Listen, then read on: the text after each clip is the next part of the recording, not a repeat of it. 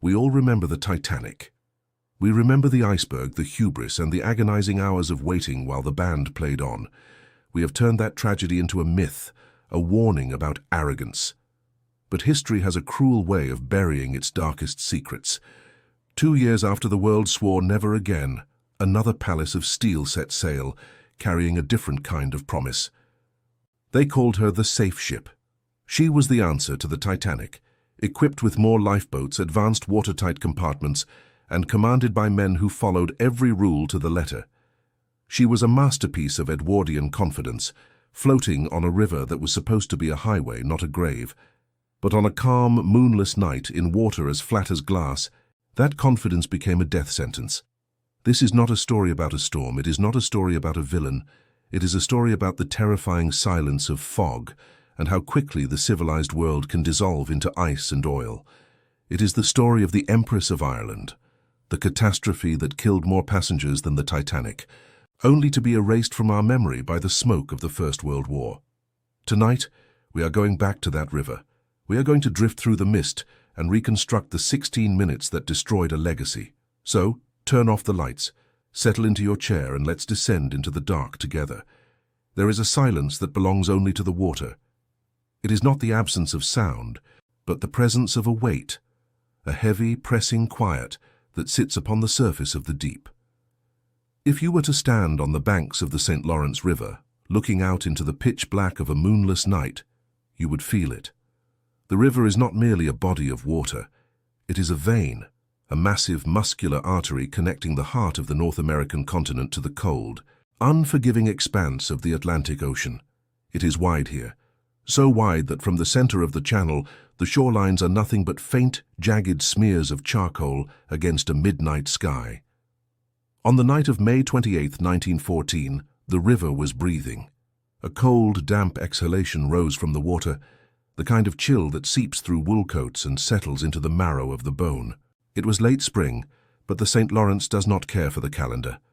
The water here is fed by the melt of the north, and it holds the memory of ice long into the year.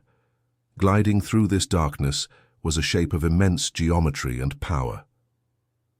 The Royal Mail Ship, Empress of Ireland. She was a creature of steel and steam, a floating palace built to defy the chaotic nature of the ocean.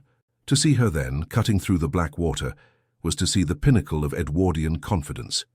She was illuminated from within, a long chain of golden portholes reflecting on the river like spilled coins.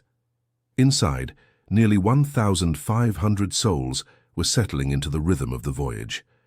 They had left Quebec City only hours before. The mood on board was not one of apprehension, but of relief. The departure, with its chaotic farewells, the waving of handkerchiefs, the shouting of stevedores and the grinding of cranes, was over. Now there was only the steady rhythmic thrum of the quadruple expansion steam engines. It was a heartbeat, a deep resonant pulse that vibrated through the steel decks, up through the soles of shoes, and into the beds where children were being tucked in for the night. It is easy to look back at history and search for omens. We want to believe that the wind howled, that the rats fled the ship, that the sky turned a bruised purple. We want the world to warn us when tragedy approaches, but the terrifying truth of that night was its absolute normalcy. The river was calm, the wind was gentle. The ship was performing exactly as she had been designed to perform. On the bridge, high above the water, the officers moved with the practiced stiffness of men who serve a hierarchy. The bridge of an ocean liner in 1914 was a temple of silence and procedure. There were no flashing screens, no digitized voices giving warnings. There was only brass polished to a mirror shine, mahogany wood, and the smell of pipe tobacco and damp canvas. The men standing watch were not adventurers. They were professionals. They were the custodians of the schedule, the guardians of the mail, and the keepers of the safety of every soul sleeping beneath their feet. They looked out into the darkness and saw a clear path. They saw the lights of the shore receding. They checked the telegraphs, the compasses, the charts. Everything was in its place. Every variable was accounted for. They were masters of their environment, or so they believed. But the river has its own rules, rules that are older than steel, older than steam, older than the maps drawn by men in London offices. The St. Lawrence is a place of convergence. It is where the warm air of the land meets the frigid blood of the ocean. And in that meeting, in that invisible chemical reaction between temperature and moisture, a ghost was being born. Fog. It is the sailor's oldest enemy. Storms can be fought, waves can be ridden, but fog steals the world. It takes away the horizon. It takes away the stars. It takes away the certainty of where you end, and the rest of the universe begins. And on this night the fog was waiting. It was not a wall, not yet. It was a low-lying phantom, lurking just beyond the reach of the Empress's searchlights, waiting for the precise moment to close the trap. The ship moved on, 18 knots of confidence, steaming toward the open sea. The passengers in steerage, huddled in their bunks, dreamed of Liverpool. The wealthy and first class, sipping their final brandies in the smoking room, discussed politics and the rising tensions in Europe. None of them knew that the timeline of their lives had already begun to compress. They did not know that they were not traveling toward England. They were traveling toward a point on a map, a specific coordinate of latitude and longitude, where history was waiting to snap shut. To understand why they felt so safe, we must understand the machine that carried them. The Empress of Ireland was not just a boat, she was a statement. She was built in the shadow of a ghost. 2 years earlier, the Titanic had gone down, shattering the world's faith in technology. The shock of that disaster had rewritten the rulebook of maritime safety. And the Empress, though built before the Titanic sank, had been retrofitted and managed in a world obsessed with preventing another iceberg catastrophe. She was designed for the working route. She was not the largest ship in the world. She did not have the arrogant scale of the White Star liners. She was sleek, fast, and incredibly stable. She was a favorite among the travelers who crossed the Atlantic regularly. They called her a happy ship. She didn't have the vibration that plagued the faster vessels. She didn't roll violently in heavy seas. She felt solid. She felt permanent. After the Titanic, the owners of the Empress and the Canadian Pacific Railway had gone to great lengths to advertise her safety. They spoke of her watertight compartments. They spoke of the abundance of lifeboats. There were enough boats on board for everyone, more than enough. That was the lesson learned from 1912, carry enough boats. But there is a flaw in the logic of generals who fight the last war. The maritime regulations of 1914 were obsessed with icebergs. They were obsessed with head-on collisions with immovable objects. They were obsessed with the time it took to sink if the bottom was torn open. The engineers had calculated the buoyancy. They knew that if the ship hit something head-on, the watertight bulkheads would hold. The ship might bow down, she might list, but she would stay afloat long enough for rescue. They had mathematically proven her survival. But mathematics is a clean science, and the river is a messy reality. The designers had not optimized the ship for a violent, piercing blow to the side. They had not fully accounted for the physics of a longitudinal cut that opened multiple compartments at once. They assumed that if another ship were to hit the Empress, the damage would be localized. They assumed the watertight doors would be closed. They assumed that the human beings operating those doors would have time. Time. That was the commodity they thought they had purchased with their engineering. The Titanic took 2 hours and 40 minutes to sink. That was a horror, yes, but it was a slow horror. It gave time for goodbyes, for choices, for the band to play. The architects of the Empress believed they had built a ship that would grant the same grace period, even in the worst-case scenario. But the river was preparing a scenario they had not modelled in the shipyards of Scotland. Let us look at the men who held the lives of these passengers in their hands. The captain of the Empress of Ireland was Henry Kendall. He was a man cut from the cloth of the British Empire. Stern, capable, a man who had risen through the ranks by virtue of competence and discipline. He was not a cowboy. He was not a risk-taker. Kendall had a reputation for caution. He was the kind of captain who checked the logs twice. He was the kind of man who inspected the lifeboats personally. He had recently been promoted to command the Empress, and he wore the responsibility like a heavy coat. To him, the Empress was not just a machine, she was a command, and a command was a sacred trust.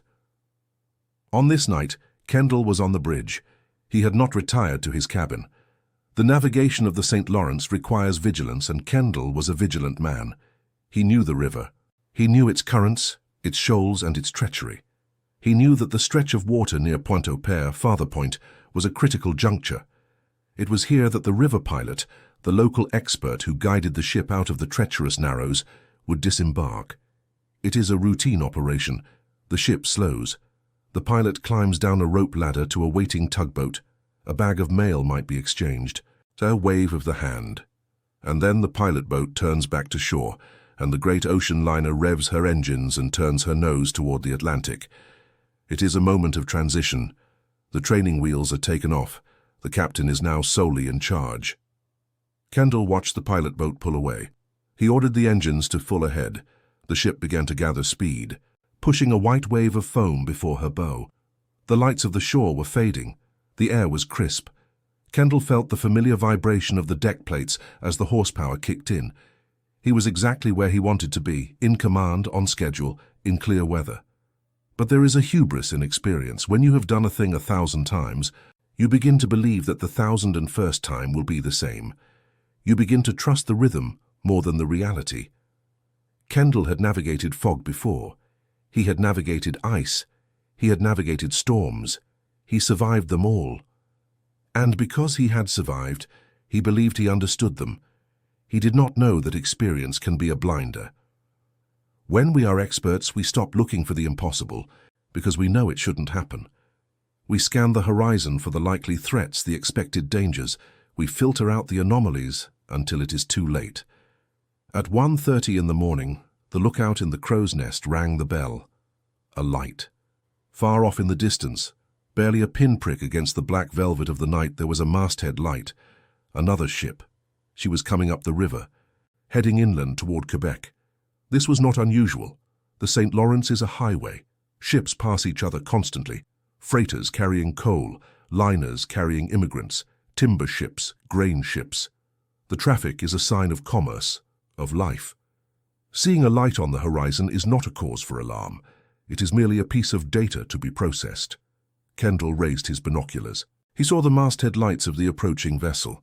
He judged her position. She was miles away, plenty of room. The rules of the road at sea are ancient and specific.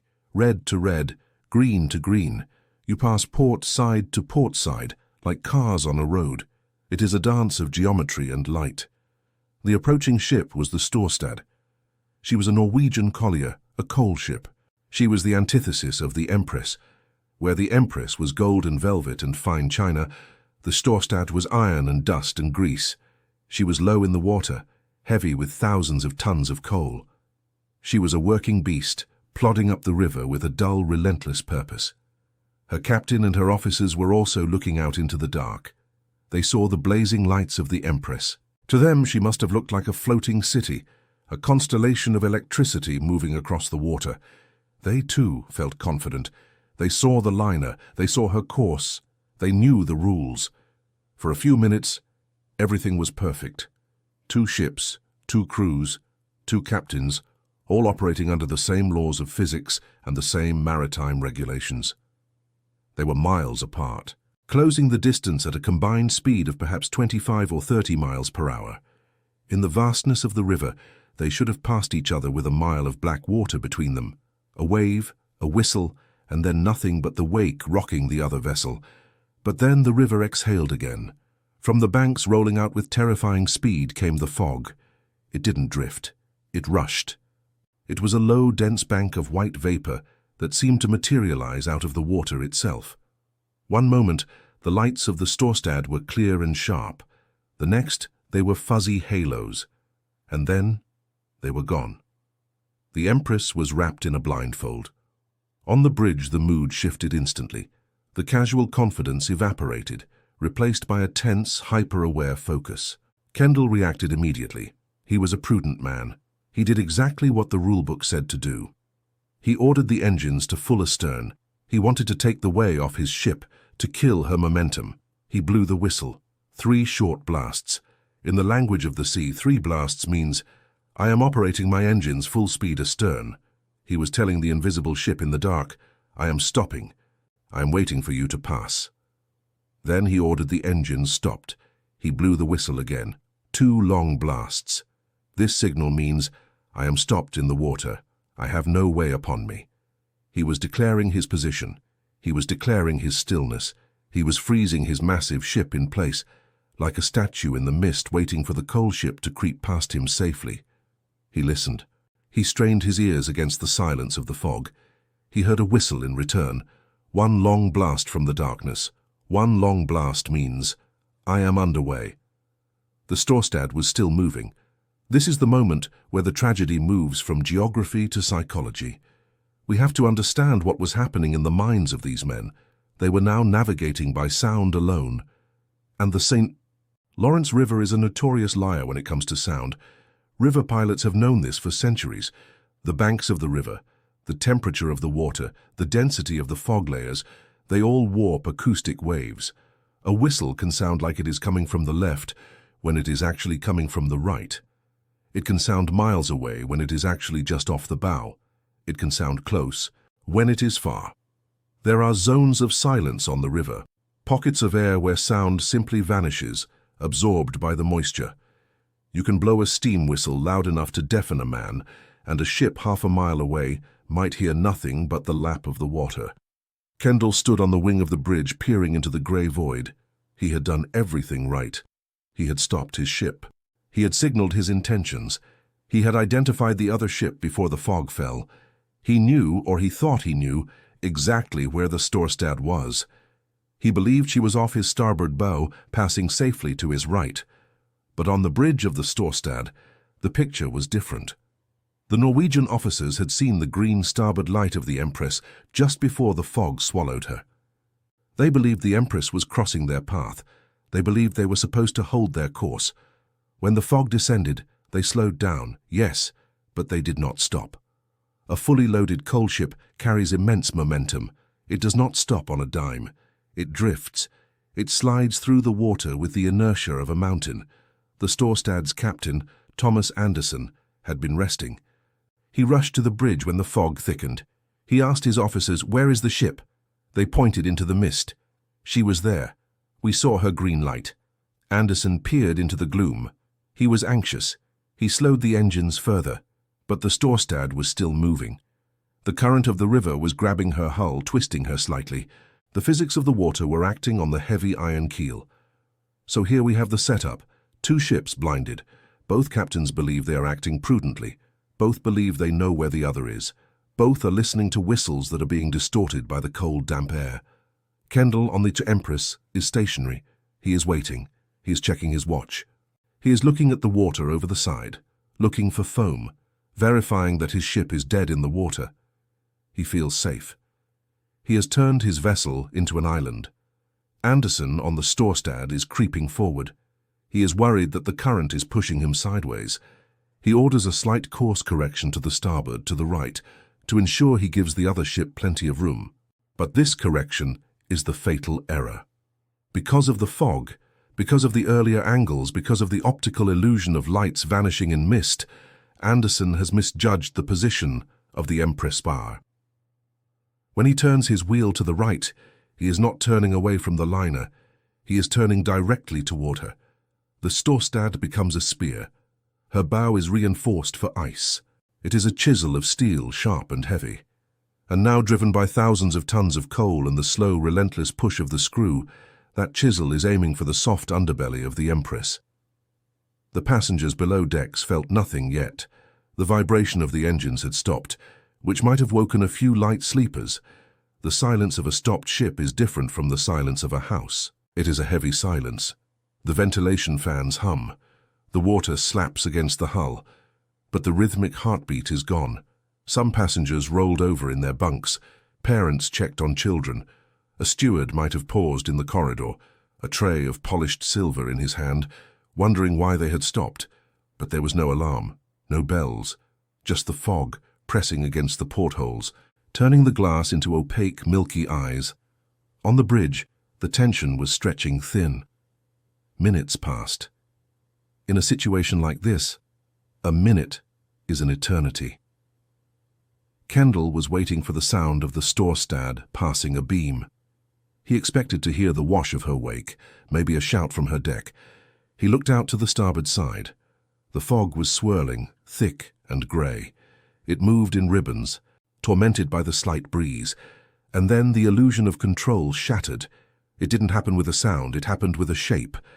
Out of the grey nothingness, a shadow materialized. It was darker than the fog. It was tall. It was terrifyingly close. It wasn't a mile away. It wasn't passing safely. It was right there. Kendall saw the masthead lights of the Storstad emerge from the mist, high above him. Then he saw the red port light. Red means danger. Red means the side of the ship is facing you. And then he saw the bow. The bow of the Storstad was looming over the deck of the Empress, like the snout of a great iron shark. It was less than a ship's length away. The geometry of the disaster was locked in. There was no time to turn. There was no time to accelerate. There was no time to reverse. The physics of mass and momentum had already decided the outcome. Kendall grabbed the megaphone. His voice, trained to command, cracked through the damp air.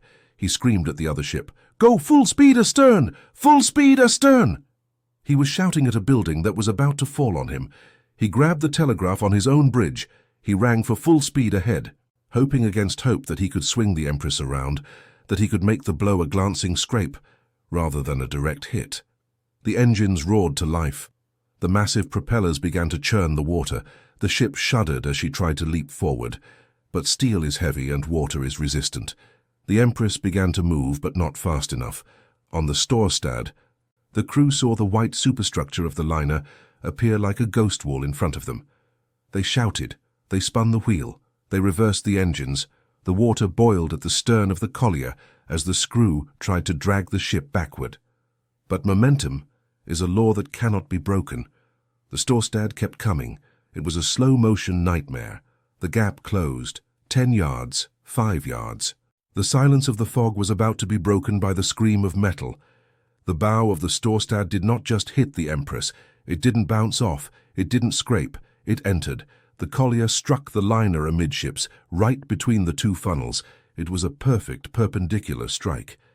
The reinforced ice-breaking bow of the Storstad acted like a can opener. It sliced through the steel plating of the Empress as if it were paper. It crunched through the ribs. It tore through the decks. The sound was hideous, a grinding, tearing screech that vibrated through the entire hull of the liner. It was the sound of a complex, beautiful machine being murdered. The Storstad drove deep into the side of the Empress eyes. She penetrated at least 20 feet inside the hull. She smashed through cabins. She obliterated the coal bunkers. She severed the steam pipes. And most critically, she smashed through the watertight bulkheads. Remember the design? The safety features? The Empress was designed to survive if 2 compartments flooded, but the Storstad had struck at such an angle and with such depth that she had opened a hole that spanned across the bulkhead dividers. She hadn't just opened one room. She had opened the entire circulatory system of the ship to the river. For a moment, the 2 ships were locked together. The Storstad was plugged into the side of the Empress like a stopper in a bottle. If she had stayed there, maybe, just maybe, the Empress would have survived. The Storstad could have acted as a plug, slowing the intake of water. But the momentum of the collision, the angle of the impact, and the current of the river conspired again. The Empress was still moving forward slightly from Kendall's last desperate order. The Storstad was rebounding from the shock. The 2 ships twisted apart. The Storstad pulled back. The iron snout withdrew from the wound. And the river, the cold, dark, infinite river, saw the opening. The hole in the side of the Empress of Ireland was massive. It was a gaping mouth, hundreds of square feet in size, and it was underwater. The St. Lawrence River did not hesitate. It rushed in. It didn't trickle. It hammered. Thousands of tons of water per second began to pour into the belly of the ship. The calm that kills was over. The fog had done its work. It had blinded the victim, hidden the assassin, and confused the witnesses. Now it lifted slightly, just enough to reveal the horror. On the bridge, Captain Kendall felt the deck lurch beneath his feet. He looked at the inclinometer, the instrument that measures the tilt of the ship. It was already moving. The Empress wasn't just taking on water, she was dying, and she was dying fast. Below decks, the lights were still on. The passengers were still waking up. They heard the crunch, they felt the jolt, but they did not know that the river was already in the hallway. They did not know that the timeline had shifted from hours to minutes. The machine had failed. The system had collapsed. The rules had been followed, and the result was catastrophe. The silence of the fog was replaced by the roar of rushing water. And in the distance, the Storstad drifted away into the gloom, her bow crushed, her crew stunned, leaving the Empress alone with the river. The clock had started, but it wasn't a clock measuring hours, it was a clock measuring breaths. 16 minutes. That was all the time that was left. 16 minutes for a city to drown. The river did not negotiate. It did not ask for permission. When the Storstad pulled her bow out of the Empress of Ireland, she left behind a wound that defied the logic of shipbuilders. It was not a puncture. It was a gate thrown wide open to the crushing weight of the St. Lawrence. Water is heavy. We forget this. We drink it. We bathe in it. We float upon it. But when it moves with force, it is heavier than concrete. It rushed into the coal bunkers at a rate of 60,000 gallons per second. It hit the bulkheads not like a fluid, but like a battering ram. The stokers, the men shoveling coal deep in the bowels of the ship, barely had time to drop their shovels. They were the first to know the truth. They were the first to die. The water didn't just fill the space, it destabilized the entire balance of the vessel. A ship is a carefully calibrated scale, balanced on the knife edge of buoyancy. But now, thousands of tons of river were hanging on the starboard side. The scale tipped, immediately. There was no slow, graceful decline. There was a lurch. A violent, sickening roll to the right. On the bridge, Captain Kendall was shouting orders that no longer mattered. "Close the watertight doors," he screamed. He pulled the lever that should have dropped the heavy steel gates throughout the ship. But the machine was already dying. The list, the tilt of the ship, was so severe, so instant, that the gravity-fed doors could not fall. They jammed in their tracks. Friction and physics conspired against safety. Or perhaps the water was already through them. It didn't matter. The circulatory system of the ship was flooded. The veins were full of ice water. And then the sound changed. The Empress had a steam whistle, a massive brass throat used to signal her presence. In the chaos of the collision, the lanyard that operated the whistle was pulled tight, perhaps tangled in the wreckage, perhaps snagged by falling debris. The whistle began to blow. It was not a signal, it was a scream. A continuous, deafening, one-note shriek that tore through the fog. It drowned out the orders of the officers. It drowned out the cries of the crew. It became the soundtrack of the disaster, a relentless mechanical howl that announced to the void that the Empress was in agony. Imagine waking up to that sound. Most of the 1,477 people on board were asleep.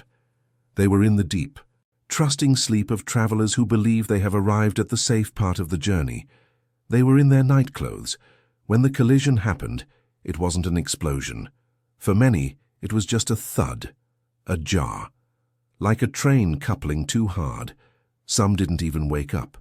But then came the roll.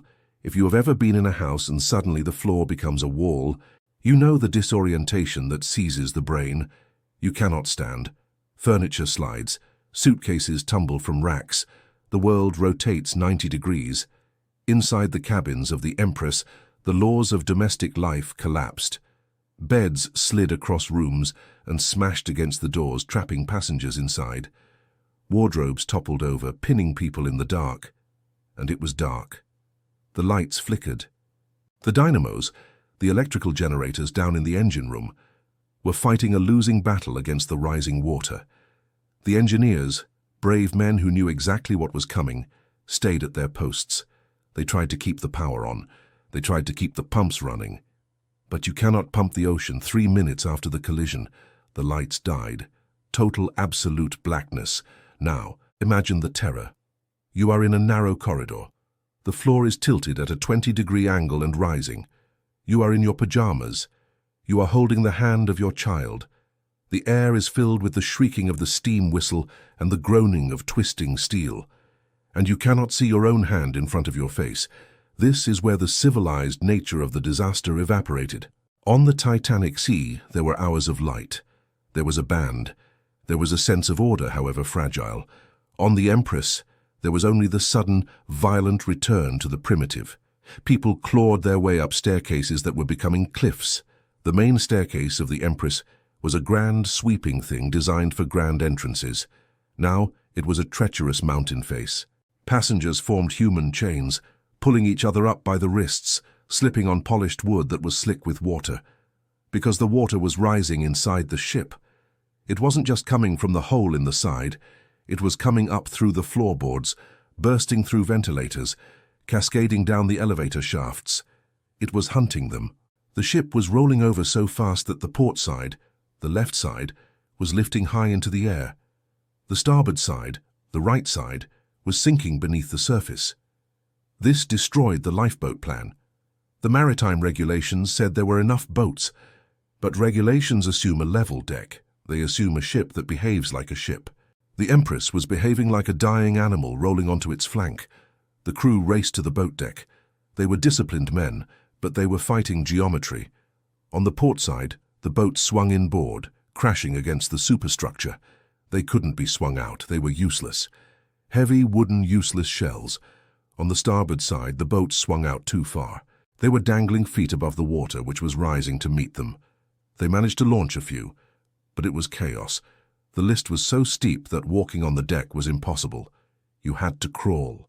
You had to hold onto the railing with a death grip, because if you let go, you wouldn't fall down. You would slide across the width of the ship and into the freezing river. And the river was waiting. 5 minutes gone. The list increased.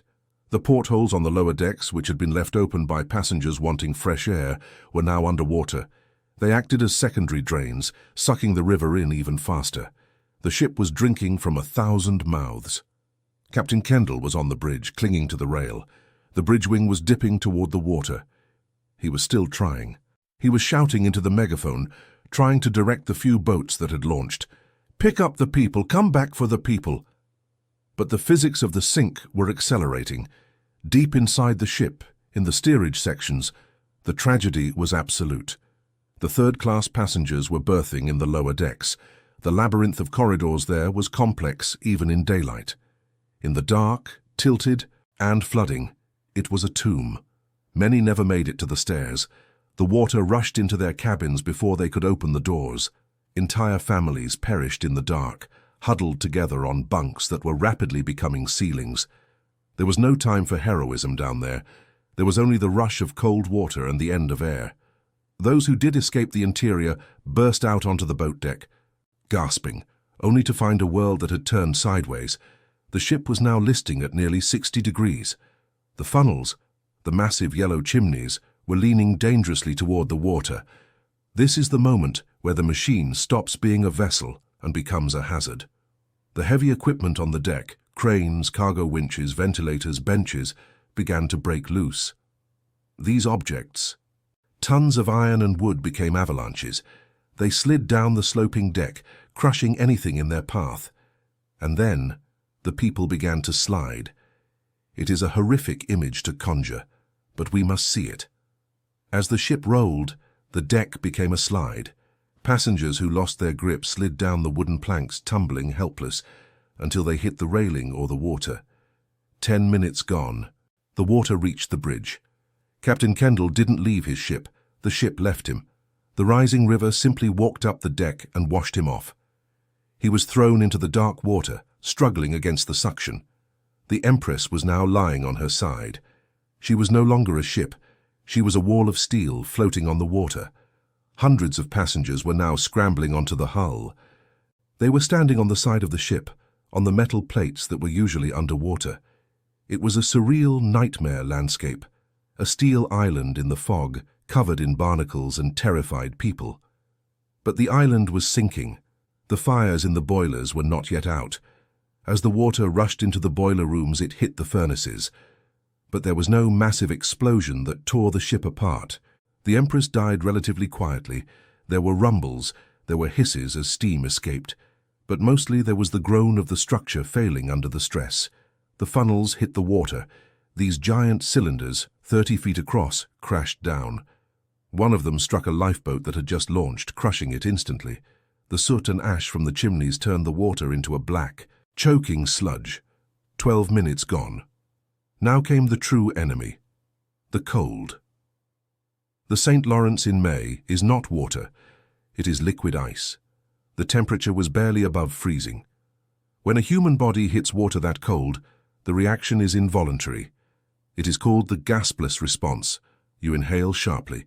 If your head is underwater, you drown instantly. If your head is above water, your heart rate skyrockets, your muscles seize. People were jumping into the river now, desperate to get away from the sinking hulk. They landed in the black, oily water. The shock was paralyzing. Strong swimmers found their arms refusing to move. Voices that tried to scream for help were silenced by the constriction of their chests. The water was filled with debris, deck chairs, crates, suitcases, and bodies. It was a thick, churning soup of tragedy. 14 minutes gone. The Empress paused. For a brief moment, she settled on her side, as if resting. The steam whistle finally gargled and died as the water choked it off. The silence that followed was worse than the scream. In that silence you could hear the voices, the cries of hundreds of people floating in the dark, the splashing of swimmers, the shouting of names. "Maria! John! Help me!" But the pause was an illusion. The stern of the ship began to settle. The bow rose slightly. The air trapped inside the hull was being compressed, forcing its way out in violent geysers of spray. The ship was preparing for the final plunge, for the survivors clinging to the hull. The world was vanishing beneath their feet. The steel was slick. They scrambled higher toward the keel, trying to stay dry for one more second. But the river was relentless. 16 minutes. That is the number that haunts maritime history. The Titanic took 2 hours and 40 minutes. The Lusitania took 18 minutes. The Empress of Ireland took 16. In the time it takes to drink a cup of coffee, a city was erased. The stern slipped under. The bow followed. There was a great rushing sound, a sucking noise, as the displacement of 30,000 tons of steel created a vacuum. Those who were still on the hull were washed away. Those who were trapped inside, hundreds of them, were taken down. Down into the dark. Down to the bottom of the river, 150 feet below. The ship did not break apart. She did not disintegrate. She glided down, turning as she went, until she slammed into the soft mud of the riverbed. She landed on her side, the wound facing up, as if showing the surface what had killed her. On the surface, the chaos was absolute, but it was a quiet chaos. The fog still hung low. The Storstad was gone, lost in the mist, her crew trying to figure out where the liner had vanished to. The water churned and boiled for a moment, releasing bubbles of air, crates of cargo, and the wooden bodies of the dead. And then the river began to settle. The waves damped down. The foam dissipated. The silence of the St. Lawrence returned. There were now hundreds of people floating in the freezing water. They were alone. The lights of the shore were invisible behind the fog. The rescue ships had not yet arrived. The struggle for life shifted from the ship to the water, and the water was winning. Hypothermia is a thief. It steals your heat, then your dexterity, then your mind, and finally your heart. In 34-degree water, a human being has perhaps 10 minutes of useful consciousness. After that, they are just drift. People grabbed onto anything that floated. Wooden deck chairs, a piano crate, a lifebelt. They clustered together, seeking warmth, but there was no warmth to be found. The silence was broken only by the chattering of teeth and the fading prayers of the dying. There were no lifeboats coming back. There were no heroes diving in to save them. The physics of the cold made heroism impossible. You could not save someone else, you could barely save yourself. Among the floating debris, a man drifted. It was Captain Kendall. He had been sucked down with the ship, but the buoyancy of his life vest had shot him back to the surface. He was half frozen, clinging to a wooden grate. He looked around. He saw the shapes of his passengers bobbing in the mist. He heard their voices growing weaker. He looked for his ship, but there was nothing. Just the flat, black water. The Empress of Ireland, the pride of the Canadian route, the palace of gold and velvet, was gone. She had been erased from the surface of the earth as if she had never existed. In the distance, the faint sound of a foghorn moaned. It wasn't the Empress. It was the Storstad limping back, or perhaps the pilot boat coming to investigate the silence. But for the 1,000 people in the water, the sound meant nothing. The cold had already made its decision. The tragedy wasn't over. The sinking was just the event. The dying was the process. And as the minutes ticked by in the freezing dark, the count of the dead rose in silence. There was no fire, no iceberg, no war, just a mistake in the fog and a river that swallowed the result. The fog began to lift, just a little. The first grey light of dawn was approaching, but the sun would rise on a graveyard. The water was flat, the ripples had ceased, and down below, in the crushing dark and the silence of the mud, the Empress lay still. The lights were out, the music was over. The journey had ended, not in Liverpool, but in the silt of the St. Lawrence. The machine had failed. The reality had won. The sun did not rise like a triumph. It rose like an apology. When the light finally broke over the St. Lawrence River on the morning of May 29th, it revealed a scene that looked less like a maritime accident and more like the aftermath of a battle. The fog, having done its terrible work, began to shred and lift, drifting upward in ragged wisps. And there, on the surface of the water, was the evidence of what the night had swallowed. There was no ship. That was the first thing the rescuers noticed. When the pilot boat, Eureka, and the mail tender, Lady Evelyn, arrived, racing from the shore with their engines pushed to the limit, they expected to see a listed hull, a funnel, something to mark the grave. But the river was flat. Instead, they found a debris field that stretched for miles. It was a slurry of oil and wreckage. Deck chairs bobbed in the gentle swell. Crates of silver bullion, mail bags, and wooden paneling floated alongside the pitiful flotsam of human lives. A doll, a shoe, a violin case. The oil, thick and black, coated everything.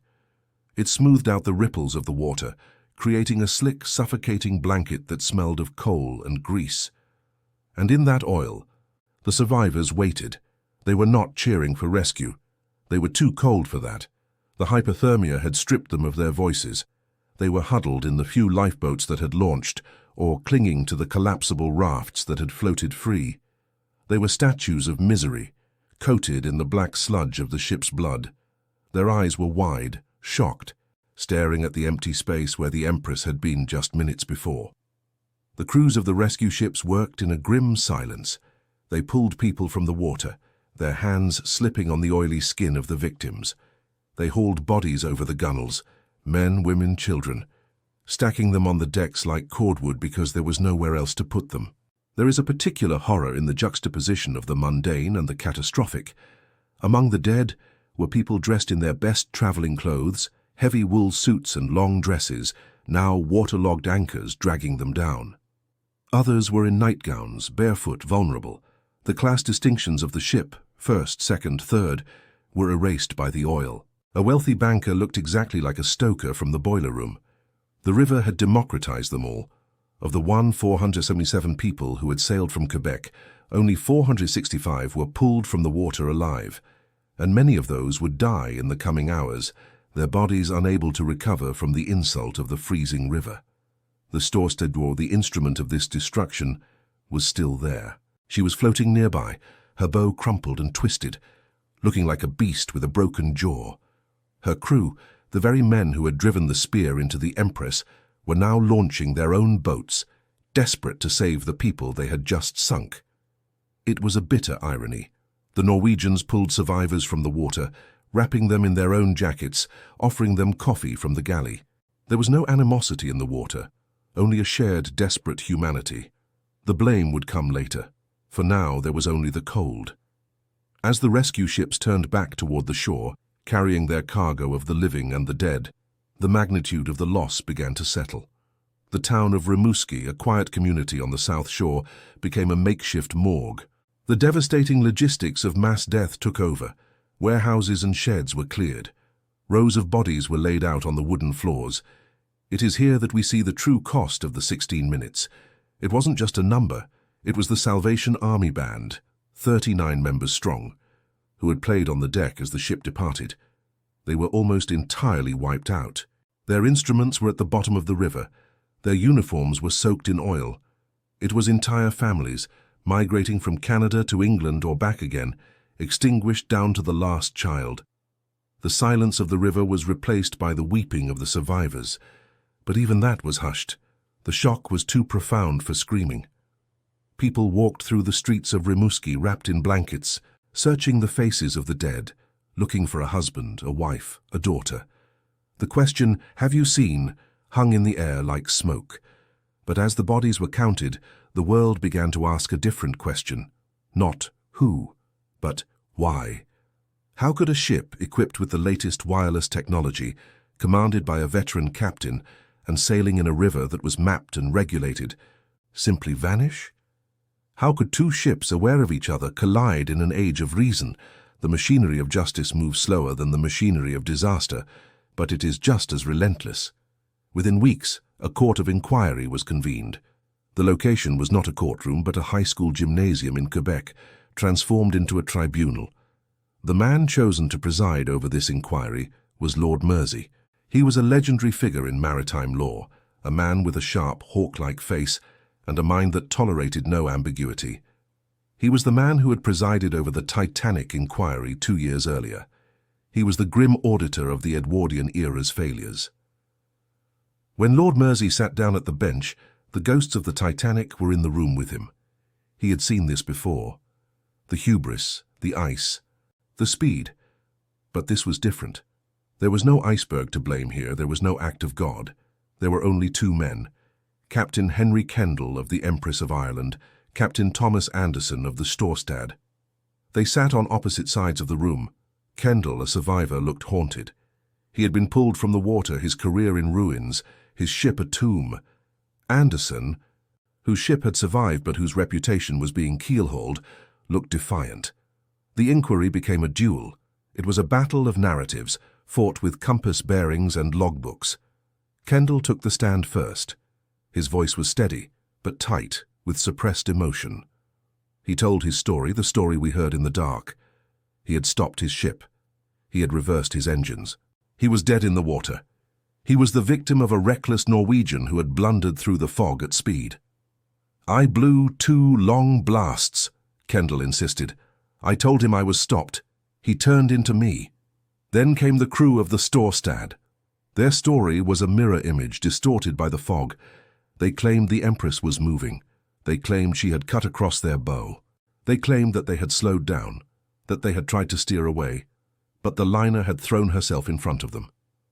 "We saw his green light," the Norwegians testified. "He was crossing us." Then he stopped.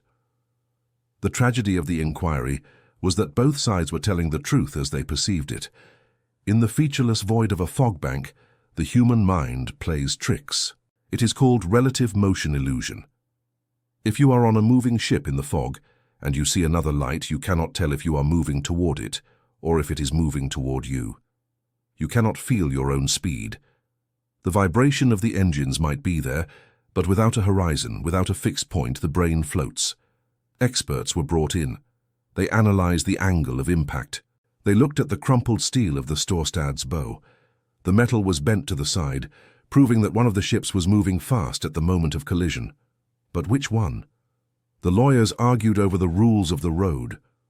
Article 16 of the Maritime Code states that in fog, a ship must proceed at a moderate speed. But what is moderate? Is it 4 knots? 6? 0? The inquiry descended into minutes and seconds. Who whistled when? Who turned the wheel starboard? Who turned port? It was a forensic dissection of a ghost. They were trying to reconstruct a fluid, chaotic event using rigid, static laws. But while the lawyers argued over telemetry, the public was learning a harder lesson. The inquiry revealed that the Empress's safety features, the things that were supposed to make her unsinkable, were practically useless in the real world. The watertight doors. The inquiry found that they were manually operated.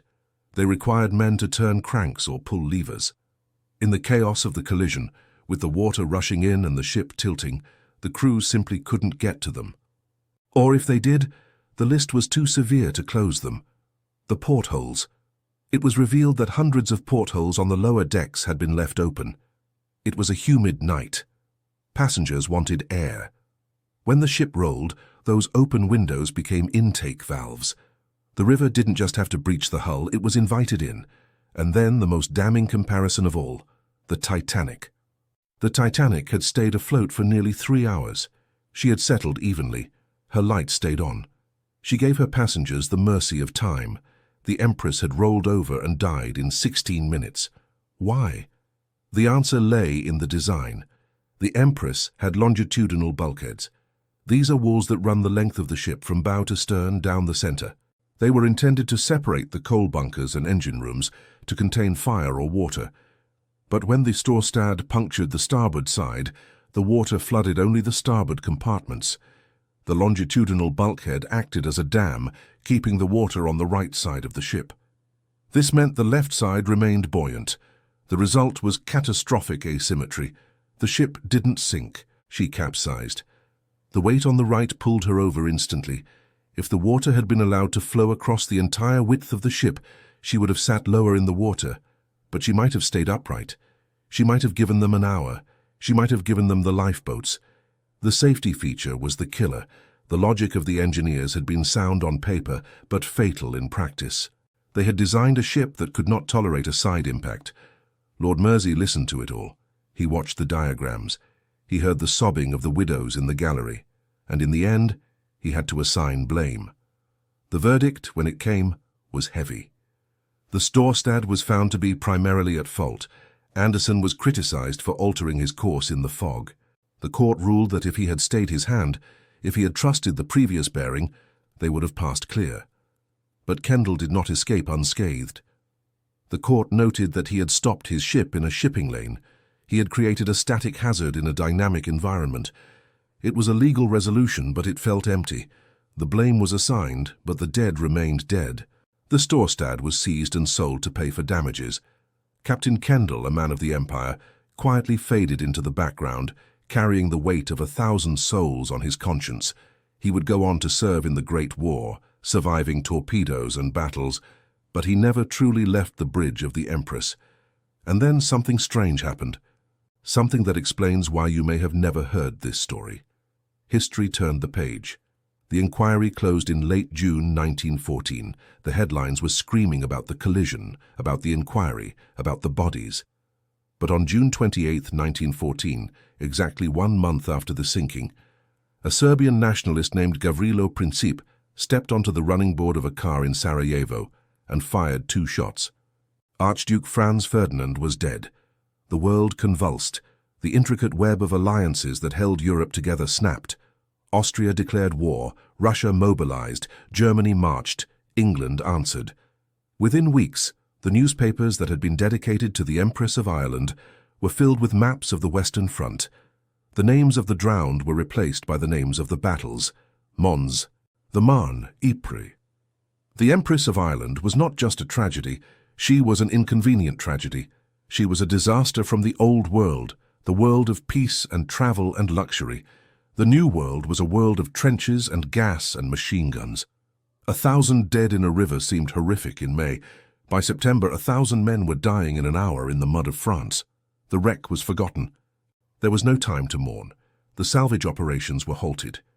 The divers who had been sent down to recover the silver bullion and the mail were recalled to work on warships. The Empress was left alone in the dark. She became a footnote, the Canadian Titanic. A trivia question. The memory of her was overshadowed by the smoke of the burning world, but she remained there. A massive steel tomb resting on the riverbed. The pressure of the water preserved her. The mud held her. This is the cruelty of timing. If the Empress had sunk 10 years earlier, she would be a legend. We would know the names of the heroes. We would have songs about her. If she had sunk 10 years later in the peace of the 20s, she would have been a national scandal. But she sank on the eve of the apocalypse, and so she was buried twice, once by the water and once by the war. The lessons, however, remained. The maritime world quietly took note, even if the public didn't. The longitudinal bulkheads were condemned. Ship designs were changed. The bow of the Storstad taught naval architects that a ship must be able to flood evenly. And the concept of the watertight ship was finally fully abandoned. There is no such thing. There is only time. The goal of safety is not to prevent sinking. That is arrogance. The goal is to delay it, to buy 16 minutes, to buy an hour, to buy enough time for the human beings to escape the machine. But for the passengers of the Empress, The lesson came too late. They were the tuition paid for this knowledge. As the years passed, the fog returned to the river. The currents shifted the mud over the hull. The wooden decks rotted away. The paint dissolved, but the steel remained. The fishermen of Rimouski knew she was there. They would snag their nets on her superstructure. They called her the ghost of the point. They knew that down there, in the cold and the dark, the bones of 1,000 people were still waiting. The Empress had sunk too fast for the lifeboats. She had sunk too fast for the radio. She had sunk too fast for history to catch its breath. And in that speed, she revealed a terrifying truth about our relationship with technology. We build systems to protect us. We build rules to guide us. We build hulls to float us. But nature finds the flaw. Nature finds the angle. Nature finds the one variable we didn't put in the equation. For the Empress, that variable was the fog, the white blindness that strips away our certainty and leaves us with only our instincts. And on that night the instincts were wrong. The crisis was over. The fall was complete. The ship was gone. The blame was cast. And the world had moved on to a greater slaughter.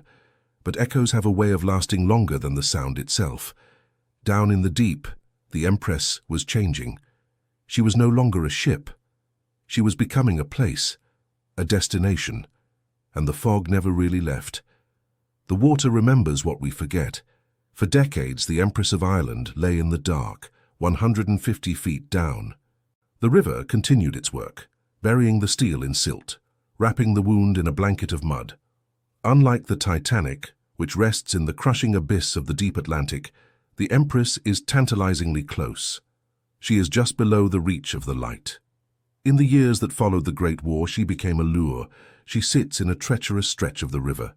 The currents there are vicious, tidal whips that can drag a diver away in seconds. The water is perpetually freezing. The visibility is often measured in inches. It is a hostile environment, a place where the river jealously guards its prize.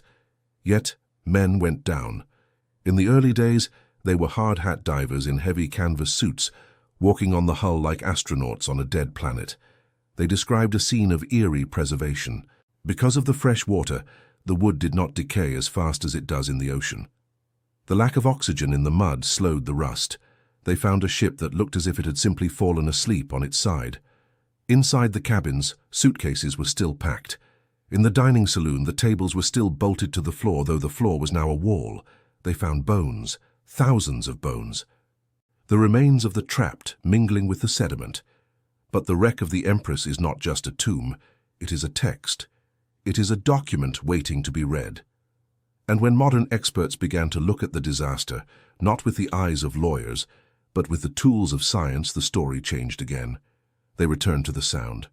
For 100 years, the debate had been about who was lying. Did Captain Kendall blow the whistle? Did Captain Anderson hear it? Who signaled first? It was a binary argument, truth or falsehood. But acoustics experts have since reconstructed the atmospheric conditions of that night.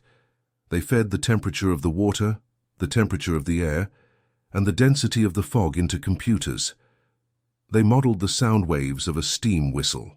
What they found is terrifying. Fog is not just water vapor, it is a lens. When layers of cold air sit beneath layers of warm air, a phenomenon common on the St. Lawrence in May, sound does not travel in a straight line. It bends, it refracts. The computer models revealed that there were acoustic shadows on the river that night, zones of absolute silence. A ship could blast a whistle loud enough to shake the deck plates, but a mile away in a specific pocket of air, that sound would be deflected upward, skipping over the receiving ship like a stone over water. Captain Kendall likely blew his whistle exactly as he said he did. And Captain Anderson likely heard nothing.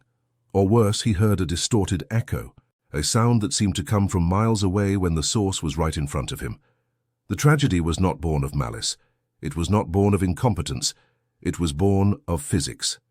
The atmosphere itself conspired to make two honest men perceive two different realities. They were navigating a simulation that was glitching. This changes the weight of the story. It shifts the blame from the men to the tools. They trusted their ears, they trusted the code.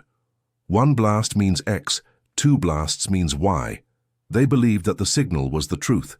But a signal is only as good as the medium it travels through. This brings us to the human variable. We like to think that disasters happen when people panic. We imagine screaming, running, chaos. But the collision of the Empress and the Storstad happened in a state of calm. It happened because of certainty. Captain Kendall was certain he had stopped. Captain Anderson was certain he had the right of way.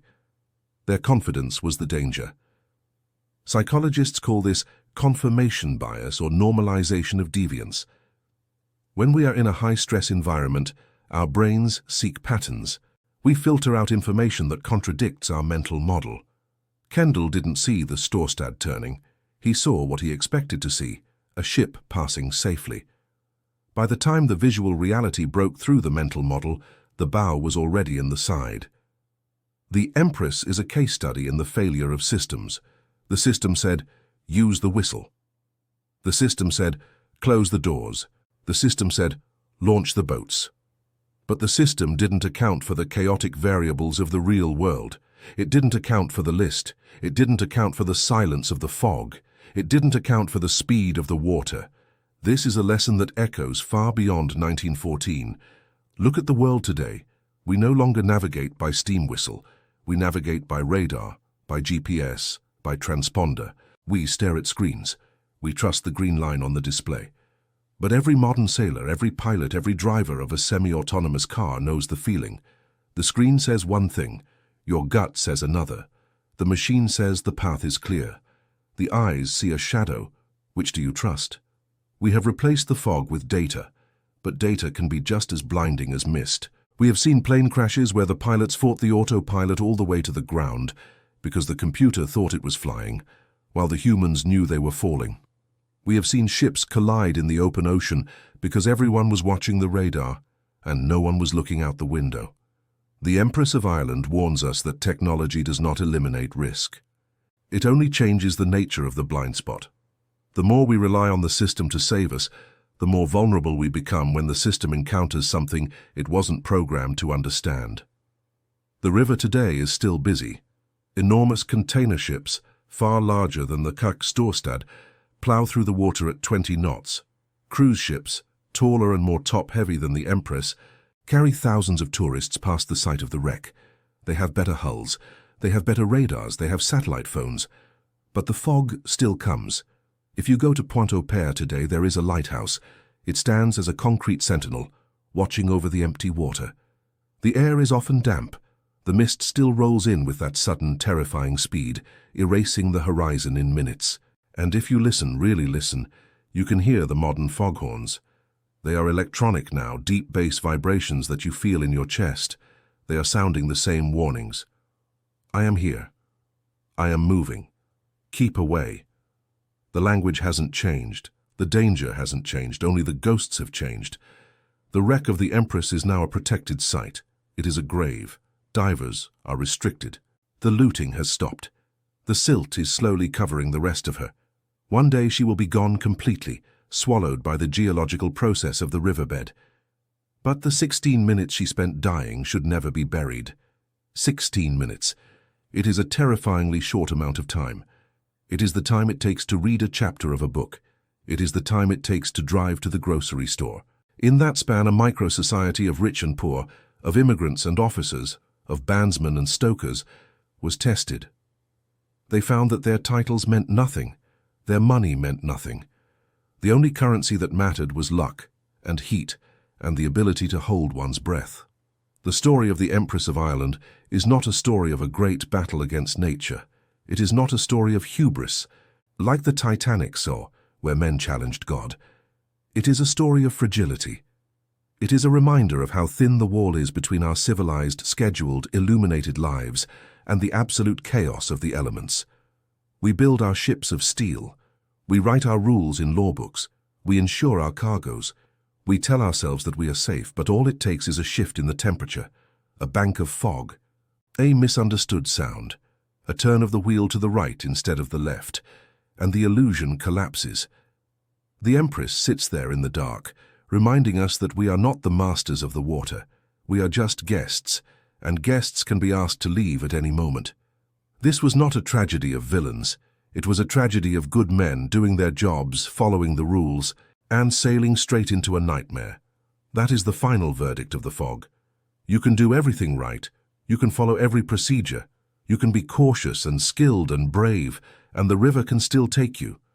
The water settles, the silence returns, and the current moves on indifferent to the steel and the bones below. The story is over, but the fog remains.